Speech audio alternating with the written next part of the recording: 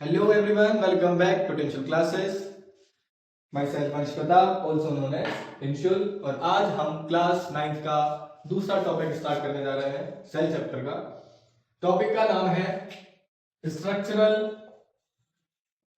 Organisation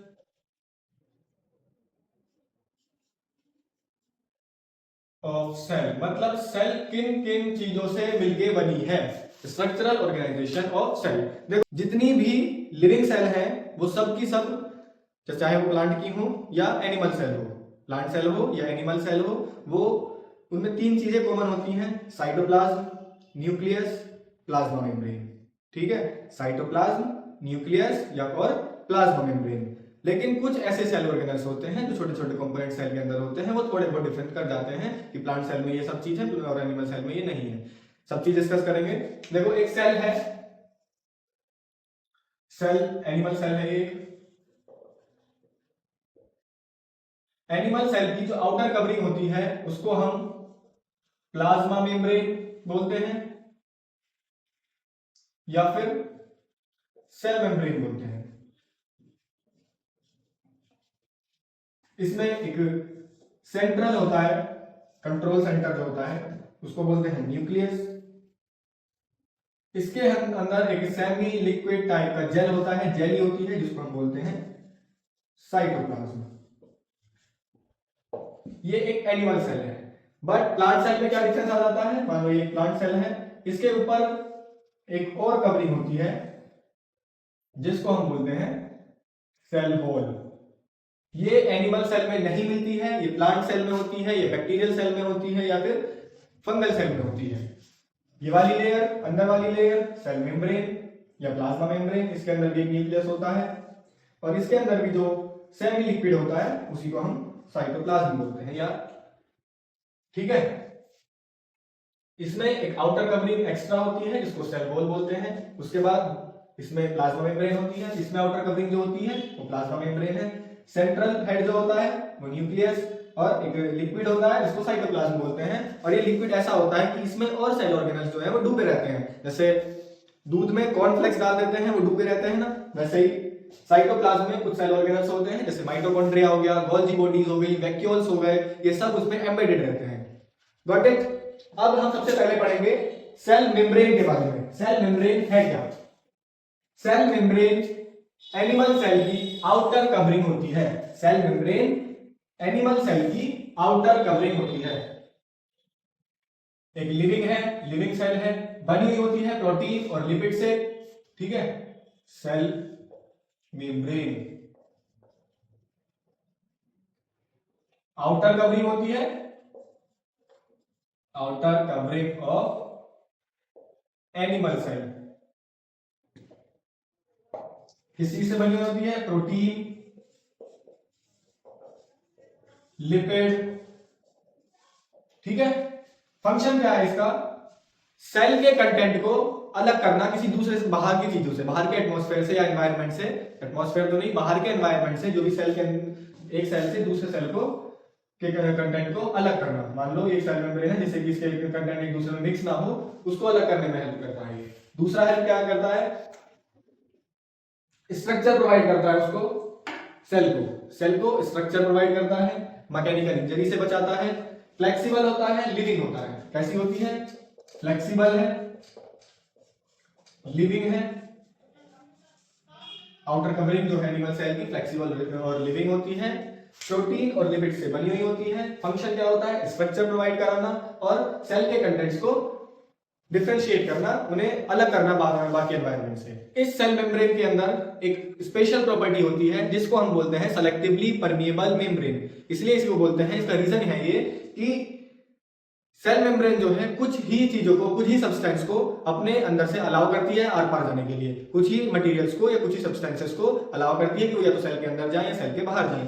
कुछ ही material को allow करती है कि वो सेल के अंदर जाए या फिर सेल के बाहर जाए। ठीक है, इसलिए इसको एक सेलेक्टिवली परमिएबल मेम्ब्रेन बोलते हैं। एक फैक्ट बताता हूं, जो ये सेलेक्टिवली परमिएबल मेम्ब्रेन है, मतलब प्लाज्मा मेम्ब्रेन है, ये लगभग सारे के सारे सॉल्वेंट को अलाउ करती है अपने अंदर आने के लिए। सारे के सारे सॉल्वेंट इसमें पेनिट्रेट हो सकते हैं, बट कुछ सोल्यूट ऐसे होते हैं जिनकी जिनको ये आने से रोकती है, इसलिए इसको सेलेक्टिवली परमिएबल मेम्ब्रेन बोलते हैं। क्या बताया, जितने भी सॉल्वेंट है लगभग उन सबको ये अलाउ करती है अंदर आने के लिए, बट कुछ सॉल्यूट ऐसे होते हैं जिनको ये अलाउ नहीं करती, उन सॉल्यूट को बाहर रोक लेती है और इसीलिए इसको क्या बोलते हैं, selectively permeable membrane. Okay, next is cell wall.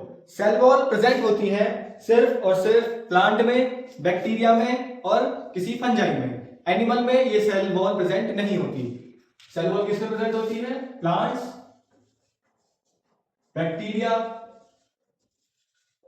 And fungi. Plants, bacteria and fungi. ये एक रिजिड वॉल है, rigid and non flexible. It is a rigid wall and a non flexible wall. इसका फंक्शन क्या है, ये mechanical strength provide करती है cell को। It provides mechanical strength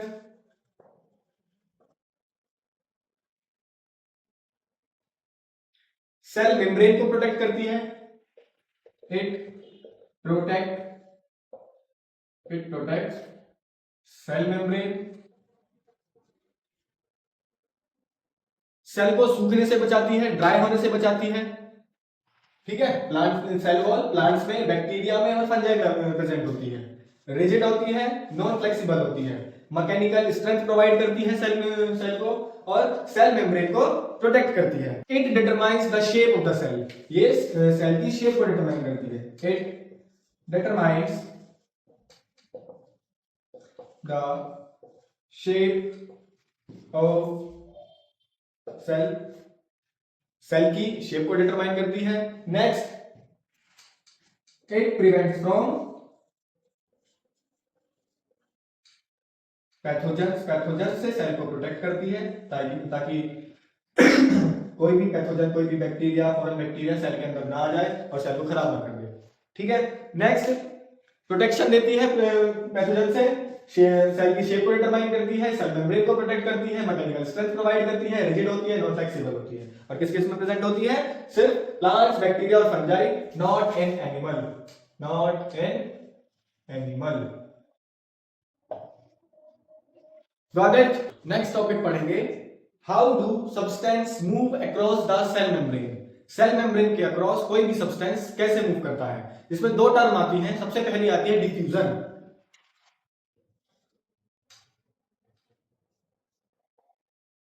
diffusion देखो, अभी बताया था कि जो सेल मेम्ब्रेन होती है वो एक सेलेक्टिवली परमिएबल मेम्ब्रेन है। उसमें कुछ सब्सटेंस अंदर या बाहर जा सकते हैं। ठीक है, वो किस प्रोसेस से मूवमेंट करते हैं, डिफ्यूजन के प्रोसेस से मूवमेंट करते हैं। किस प्रोसेस से, डिफ्यूजन के प्रोसेस से मूवमेंट करते हैं। डिफ्यूजन के प्रोसेस में क्या होता है, कोई भी सब्सटेंस चाहे वो ऑक्सीजन हो, कार्बन डाइऑक्साइड हो या फिर वाटर हो, फूड हो, वो हायर कंसंट्रेशन से लोअर कंसंट्रेशन की तरफ मूवमेंट करता है। डिफ्यूजन में क्या होता है, डिफ्यूजन एक ऐसा प्रोसेस है जिसमें कोई भी सब्सटेंस हायर कंसंट्रेशन से लोअर कंसंट्रेशन की तरफ मूव करता है। ठीक है, जैसे एक सेल है, इसको हमने पानी में डाल दिया। ठीक है, इसको हमने यहाँ पानी में डाल दिया। अब यहाँ पे पानी की कंसंट्रेशन ज्यादा है और यहाँ पे पानी की कंसंट्रेशन कम है, तो पानी जो है इधर तरफ से इधर मूवमेंट करेगा, हायर कंसंट्रेशन से लोअर कंसंट्रेशन की तरफ मूवमेंट करेगा। ठीक है, एग्जांपल होता है जैसे किशमिश होती है। किशमिश में क्या होता है, अगर किशमिश को पानी में भिगो के रखते हैं तो पानी जो है वो किशमिश के अंदर चला जाता है और किशमिश फूल जाती है। मतलब किशमिश के अंदर जो पानी का कंटेंट था, पानी का कंसंट्रेशन था, वो कम था। बाहर कोई बीकर था या पेट्री डिश था, कुछ भी था, उसमें पानी की कंसंट्रेशन ज्यादा थी, तो वाटर इधर मूव करेगा, हायर कंसंट्रेशन से लोअर कंसंट्रेशन की तरफ मूव करता है, जिसको हम क्या बोलते हैं, डिफ्यूजन बोलते हैं। अब एक चीज आती है ऑस्मोसिस। ऑस्मोसिस बिल्कुल सेम है डिफ्यूजन जैसा, चीजें वही है, हायर कंसंट्रेशन से लोअर कंसंट्रेशन कोई भी चीज मूव करती है, उसको हम डिफ्यूजन बोलते हैं ना। वैसे ही ऑस्मोसिस है, बस ऑस्मोसिस एक स्पेशल टर्म है किसी सॉल्वेंट या फिर वाटर के लिए। अगर कोई सॉल्वेंट या वाटर हायर कंसंट्रेशन से लोअर कंसंट्रेशन की तरफ मूवमेंट दिखा रहा है, अपना मूवमेंट शो कर रहा है, तो उसको हम क्या बोलते हैं, ऑस्मोसिस। डिफ्यूजन की डेफिनेशन क्या है, the substance that move the process where the substance move from higher concentration to lower concentration, or osmosis when the solvent or water move from higher concentration to lower concentration. ठीक है, अब ये तो कुछ term थी जिसमें हमने diffusion पढ़ा, ऑस्मोसिस पढ़ा. नेक्स्ट आता है टाइप्स ऑफ सॉल्यूशन. तीन तरीके के सॉल्यूशन होते हैं according to the concentration of substance. First is hypotonic solution, second is hypertonic solution, and third is isotonic solution. First is hypotonic solution, second is hypertonic solution, and third is isotonic solution. देखो hypotonic में क्या होता है, जब हम कोई भी cell एक ऐसे सब्सटेंस में रखते हैं, ऐसे सॉल्यूशन में रखते हैं, कोई भी सेल किसी ऐसे सॉल्यूशन में रखते हैं जिसमें सॉल्वेंट का कंसंट्रेशन ज्यादा हो और सॉल्यूट का कंसंट्रेशन कम हो कंपेयर टू दैट सेल. देखो ये एक पेट्री डिश लिया जिसमें हमने एक सेल को रख दिया. ठीक है, ये बाहर का हमारा पेट्री डिश हो गया जिसमें हमने एक सेल रखा है. ये एक सेल है.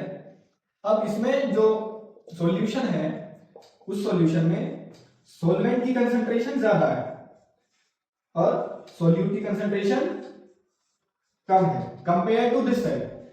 इस सॉल्यूशन में सॉल्वेंट की कंसंट्रेशन ज्यादा है और सॉल्यूट की कंसंट्रेशन कम है. तो डिफ्यूजन में क्या पढ़ा था, कोई भी सब्सटेंस जहां पे हायर कंसंट्रेशन से लोअर कंसंट्रेशन की तरफ मूव करता है, वैसे इसमें क्या होगा, जो सॉल्वेंट होगा हायर कंसंट्रेशन से लोअर कंसंट्रेशन की तरफ मूव करेगा, जिसमें सेल हमारी स्वेल अप हो जाएगी. याद करने का तरीका देखो, ये है हाइपोटोनिक. हाइपोटोनिक मतलब सेल जो है वो फूल रही है, स्वेल अप हो रही है. ठीक है. Next is hypertonic solution. Hypertonic solution में क्या होता है, जिसमें सॉल्यूशन में सॉल्वेंट का कंसंट्रेशन कम है और सॉल्यूट का कंसंट्रेशन ज्यादा है कंपेयर टू सेल.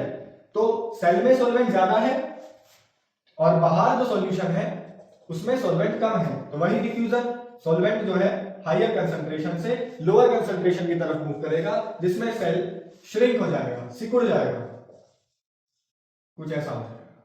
ठीक है. Next is isotonic solution. Isotonic solution में जो सॉल्वेंट का कंसंट्रेशन है, concentration of solvent and solute will same in cell and in the petri dish. इसमें दोनों में सेम होता है सॉल्वेंट और सोल्यूट का कंसंट्रेशन. तो ऑस्मोसिस नहीं होता, मूवमेंट नहीं होता किसी भी चीज का, ना तो इधर कोई चीज जाती है ना इधर कोई चीज जाती है. सेल की शेप जो है वो सेम साइज की रहती है, ना तो वो श्रिंक होती है ना वो फूलती है, स्वेल अप होती है. ठीक है. अब देखो यहाँ पे सॉल्वेंट अंदर जा रहा था किसी सेल के, यहाँ पे सॉल्वेंट किसी सेल के अंदर जा रहा था, मतलब हायर कंसंट्रेशन से लोअर कंसंट्रेशन मूवमेंट हो रही थी. सॉल्यूशन में से सॉल्वेंट सेल के अंदर जा रहा था और इस प्रोसेस को हम बोलते हैं एंडोस्मोसिस. जिसमें कोई भी सॉल्वेंट सेल के अंदर मूव करता है उसको हम बोलते हैं एंडोस्मोसिस. इसमें सॉल्वेंट बाहर निकल रहा था सेल से, सॉल्वेंट सेल से बाहर आ रहा था और इसको बोलते हैं हम एक्सोस्मोसिस. ठीक है, समझ आया. दोबारा बताते हैं, तीन तरीके के सॉल्यूशन होते हैं, hypotonic solution, hypertonic solution, isotonic solution. Hypotonic solution में सॉल्वेंट की कंसंट्रेशन ज्यादा होती है कंपेयर टू सेल. तो सॉल्वेंट जो है हायर कंसंट्रेशन से लोअर कंसंट्रेशन की तरफ मूव करता है, सेल स्वेल अप हो जाता है और इसको हम एंडोस्मोसिस बोलते हैं. ठीक है. नेक्स्ट इज हाइपरटोनिक सॉल्यूशन, जिसमें सॉल्वेंट बाहर सॉल्यूशन में कम होता है, सॉल्यूट ज्यादा होता है. तो इस सेल से अब हायर कंसंट्रेशन से लोअर कंसंट्रेशन मूवमेंट होगा, मतलब सेल से जितना भी सॉल्वेंट था वो बाहर निकल जाएगा और इसको हम बोलते हैं एक्सोस्मोसिस. इसमें आइसोटोनिक सॉल्यूशन में सॉल्वेंट और सॉल्यूट की कंसंट्रेशन सेम होती है, सेल में भी और सेल के बाहर भी. तो ना तो इसमें एंडोस्मोसिस होता ना इसमें एक्सोस्मोसिस होता है, जो साइज है सेल का वो सेम रहता है. ठीक है. ओके, आज के लिए इतना ही. कल को हम न्यूक्लियस वगैरह पढ़ेंगे और भी जितने भी सेल ऑर्गेनेल्स हैं उनके बारे में पूरा डिस्क्राइब करेंगे उनके लिए. ठीक है, तब तक के लिए रिवीजन करते रहना, पढ़ना इसको सही से, नोट्स बनाना. Thank you.